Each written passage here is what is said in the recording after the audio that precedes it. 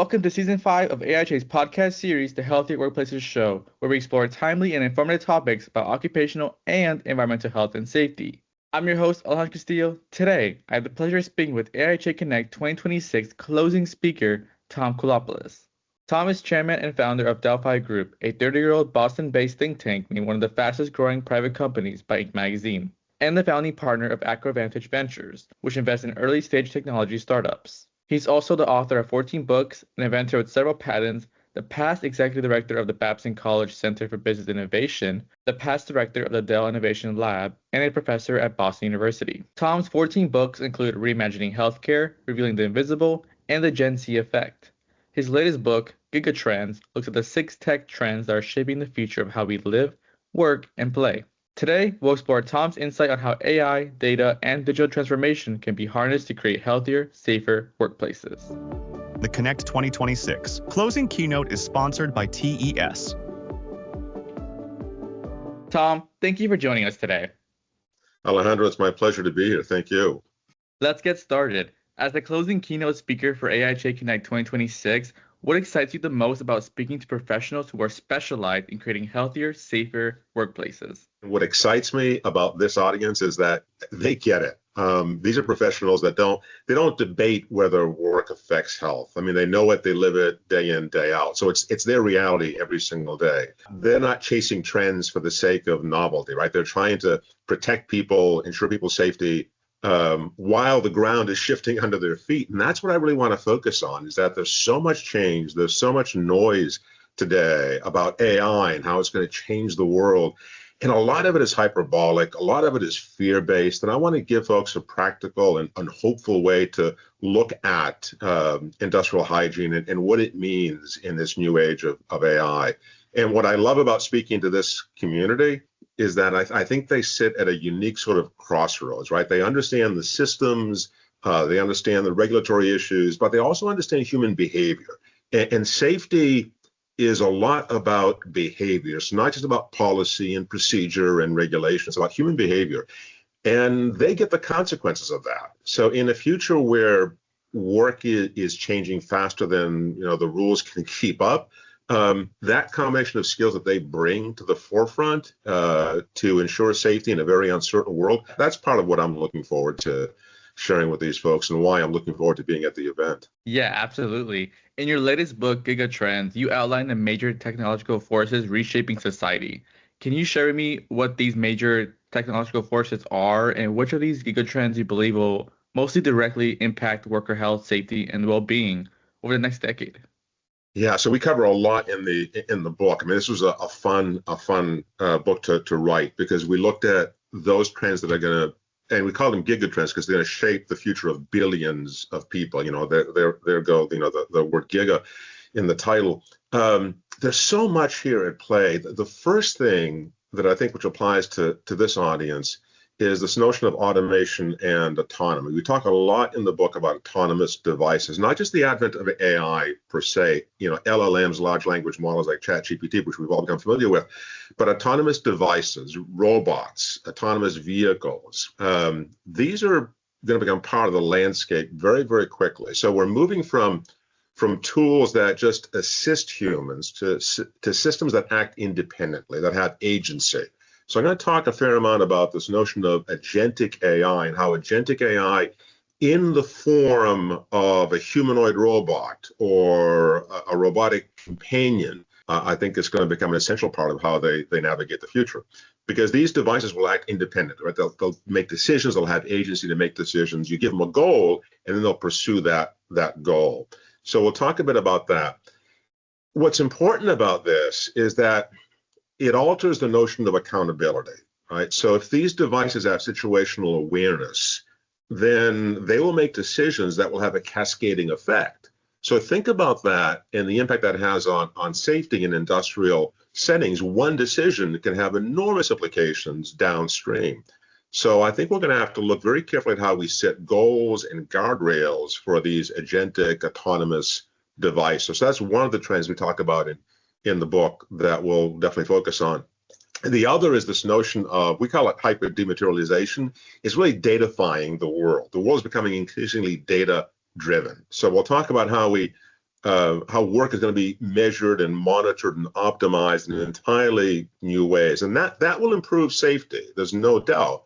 But it's also going to increase the pressure on us because it's going to reveal more of the issues that could be safety problems. So suddenly we have this device that will be able to audit our organization in ways that we simply have not been able to. And it brings up all kinds of interesting issues about surveillance and, does this surveillance create a greater cognitive overload on the part of both the professional managing safety as well as the individuals whose safety we're trying to protect? So a lot to be unpacked there on this notion of datafication. The last trend, and one of the most significant, the first one we talk about in the book, is the demographic shift happening globally. I know you have a global audience at this event. This is not a U.S. trend. This is global. We are aging as a global population, and that creates all kinds of interesting safety issues. First of all, we're going to have 5 or 6 generations all working together in the same environment, and that creates obvious friction and all kinds of bridges that we're going to have to cross between generational attitudes and approaches to safety and how they want to experience the workforce and the work environment. But an aging workforce alongside a younger workforce creates a lot of very different expectations about flexibility and mental health and purpose and like I said, how they define safety and what does safety mean to them and how they deal with uncertainty and with safety issues. So put together, we talk about all those forces and some others as well. I think we're going to have a very rich conversation around how the landscape is changing and how this profession is going to have to keep up with this very quickly changing landscape, the demographics, the datafication, and the automation and autonomy of agentic devices. A lot to unpack there, right? No, absolutely. I think you're right. The landscape is absolutely changing. As workplaces become more digitized and automated, what new or invisible hazards should IH and OHS professionals be paying attention to right now? Oh gosh, I mean, there's so much to talk about here, right? I mean, some of the most dangerous hazards ahead aren't going to show up on a checklist. I think they're going to sort of reveal themselves over time.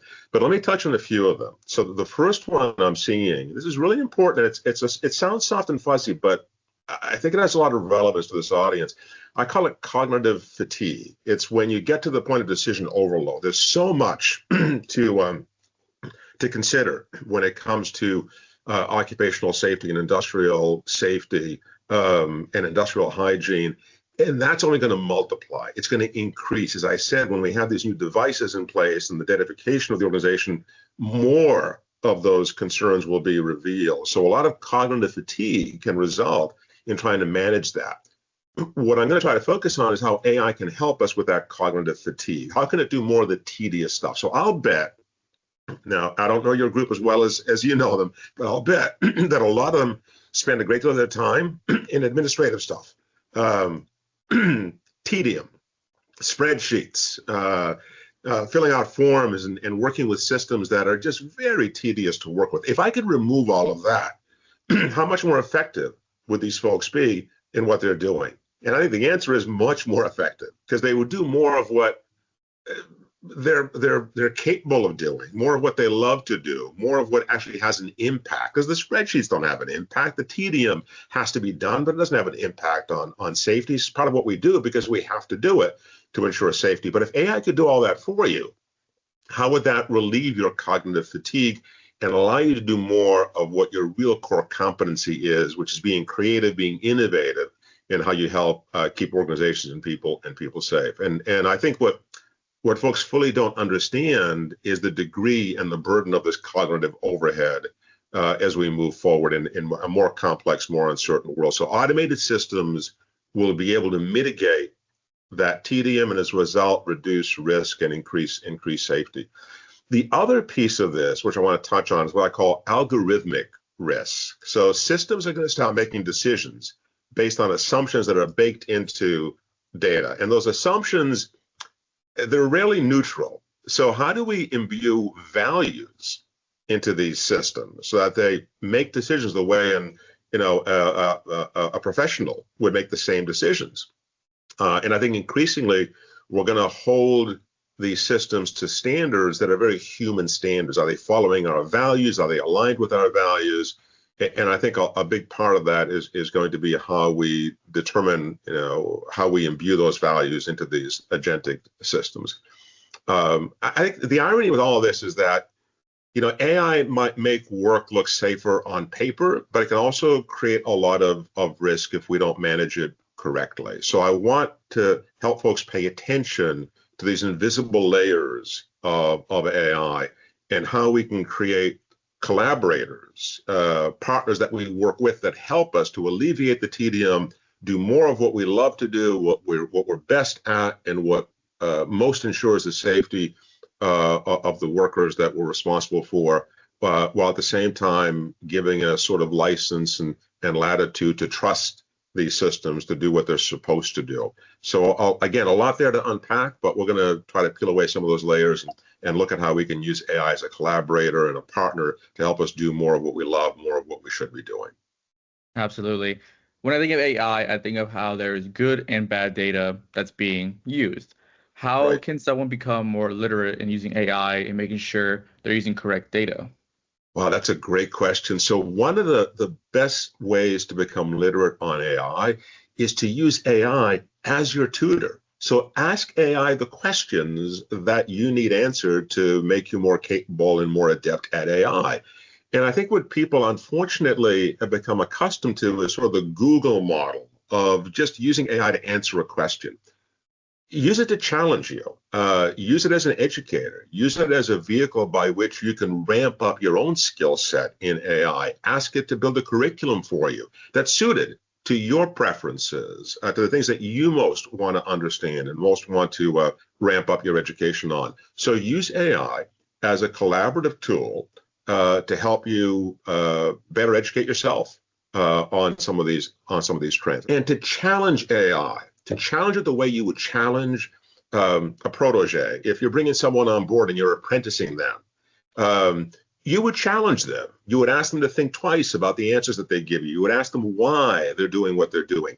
Do the same thing with AI. Challenge it, push it, and by getting into a conversation with it in that manner, you start to get a sense for where it's weak, where it's strong, where it can help you, where it may have biases, where you may need to be careful of the advice it's giving, but enter into a conversation with it. Don't use it just as a tool by which you can ask questions, but a tool through which you can have an intense and deep conversation.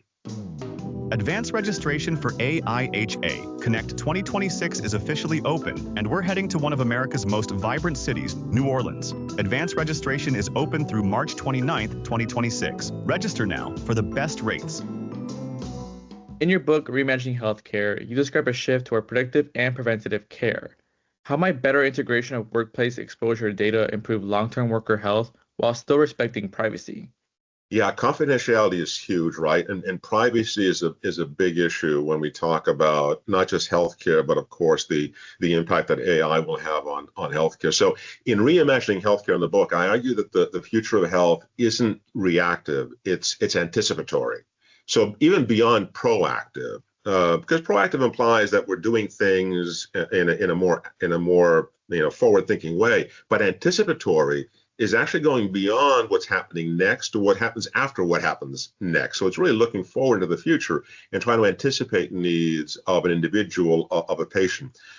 So when we look at workforce exposure data, when it's aggregated and anonymized properly, which is a big if, but when that's done properly, it can be incredibly powerful. I mean, it allows us to spot patterns in population health or in an organization's industrial health, however you want to measure this, on however large of a canvas you want to measure it, rather. It allows us to spot patterns early. And I've seen this in healthcare. I've worked in healthcare extensively. Population health data is one of the best indicators of my risk as an individual. So if you think about this in an industrial sense, if I identify patterns that represent within my industrial population certain indicators that allow me to anticipate a problem well before that problem occurs, I can spot that pattern early.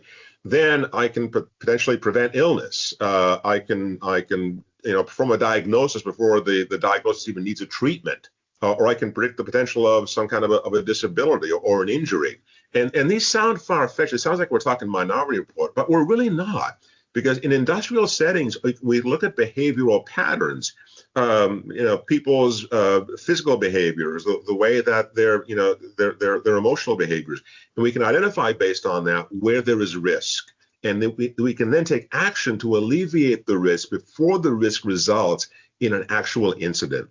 So rather than tracking incidents and then going backwards in time to try to identify what the root cause of the incident was, we identify the root cause before the incident occurs. And I think, to me, that's the most exciting aspect of how we can use AI in healthcare within an industrial setting.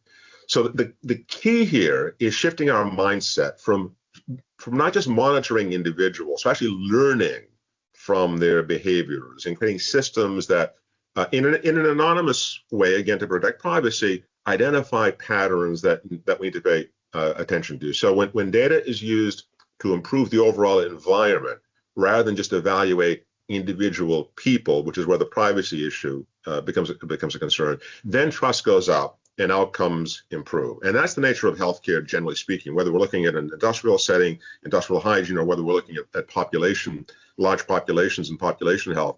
It's a matter of how do I give people insight that will help them create behaviors that are going to be beneficial to their safety and their well-being. And OEHS professionals can play a critical role in drawing sort of that ethical line. Where do we cross the line into privacy concerns, and in defending it, while also helping to identify these patterns that help us to mitigate and alleviate risk.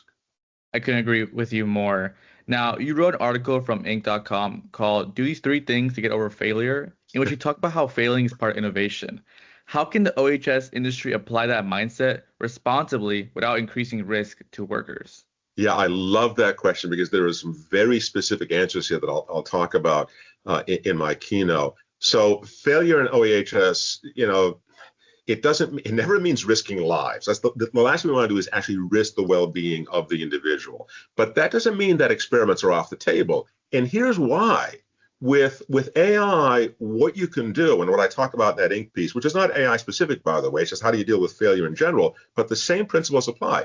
Number one, create a sandbox, create pilot programs that allow you to test ideas, risk mitigation approaches in a sandbox where there's a safe space, where it's not going to have implications on individuals in a real world environment. And here's where AI plays a very important role. Do simulations.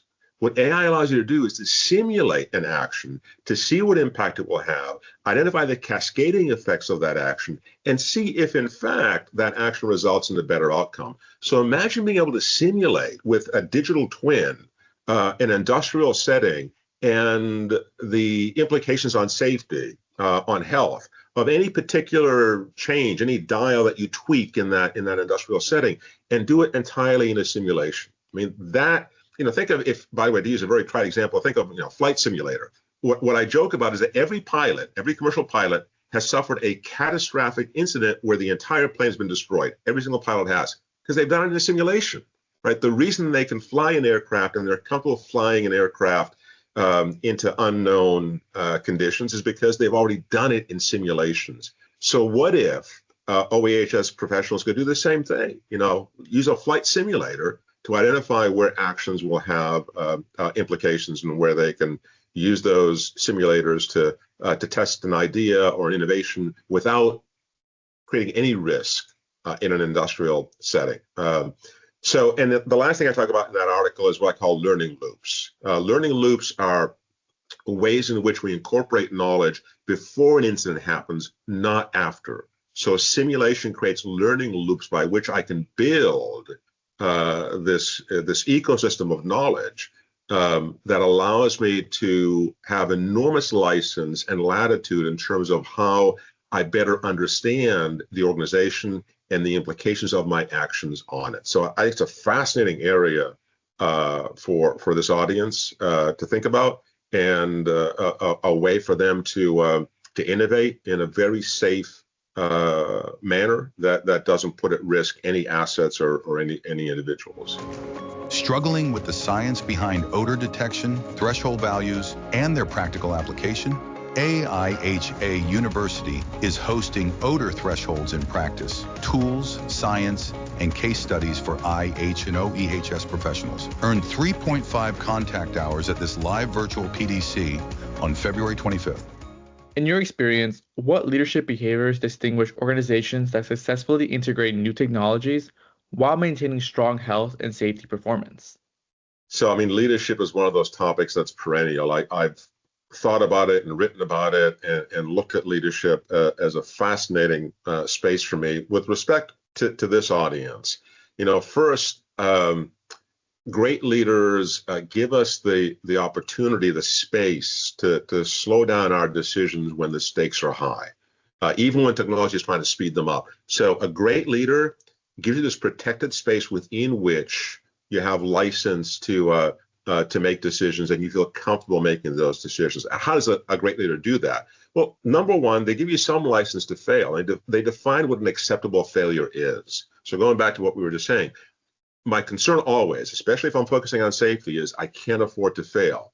I understand that, but you also can't afford not to learn. And learning implies and almost requires failure. So how do I, as a leader, give you a protected space within which you can fail? Do I create a sandbox? Do I give you simulation tools? But a leader has to give me that protected space within which I can experience acceptable failures so that I can learn over time. Secondly, great leaders invite dissent, and they invite dissent early. One telling factor of a leader who's not great is one who he or she shuts down dissent immediately. That's not great leadership. We've been led to believe that that's kind of like the wartime leader is the general who gives an order, everyone falls in line. That might work on some battlefields. I'm not sure it even works on battlefields today. But in organizations, you have to encourage dissent and treat it with respect and give it the time that it deserves, especially from a safety and an OEHS perspective, right? So that's the second thing. The third thing, and this is one of the soft ones, but it's so important. I see it always in great leaders, is great leaders model humility. They're willing to say, we don't fully understand this yet.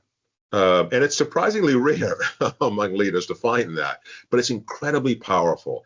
A truly authentic leader is okay. He or she is okay saying, we don't fully understand this. What do we need to do to unpack it and to understand it better? And strong safety cultures, I think, embody a lot of that.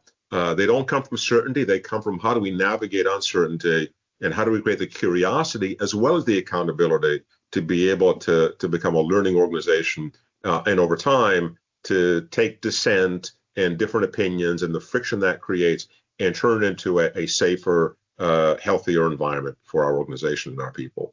Absolutely. So let's look into the future for a second. If you could offer one piece of final advice to OHS professionals tasked with protecting workers in an increasingly complex, tech-enabled world, what would it be? That's a simple one. Don't shrink or shirk from your role. Expand it.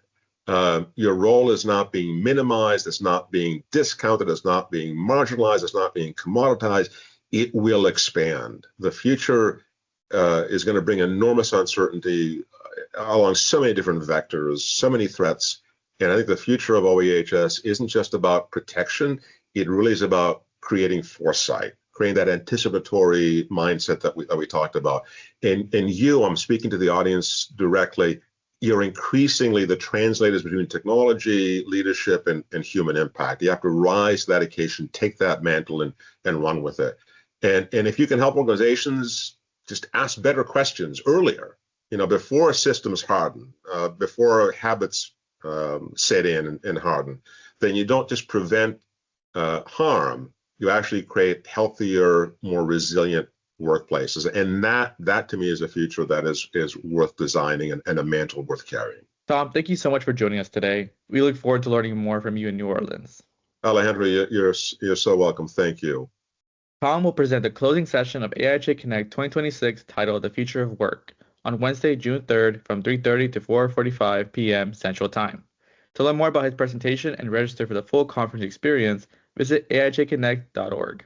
That wraps up today's episode of the Healthier Workplaces Show. To learn more, visit the AIHA website and follow us on social media. Thank you for tuning in, and as always, remember that healthier workplaces mean a healthier world. Until next time.